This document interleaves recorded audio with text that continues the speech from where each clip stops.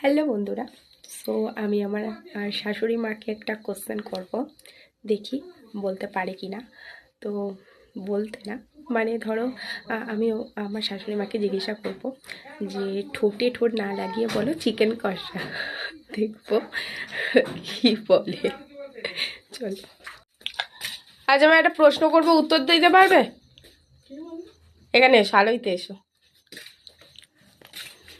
ঠোঁটে ঠোঁট না লাগিয়ে বলো চিকেন কষা। না কষিয়ে বলবো চিকেন কষা। ঠোঁটে ঠোঁট না লাগিয়ে বলো চিকেন কষা। চিকেন কষা।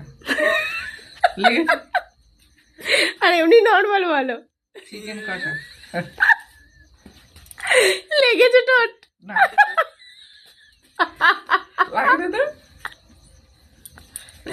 তাহলে এমনি বলো, তুমি বলে যে চিকেন কষা, তাহলে এমনি ভালোভাবে বলতে চিকেন কষা। ঠোঁটে ঠোঁট লাগছেই না তো।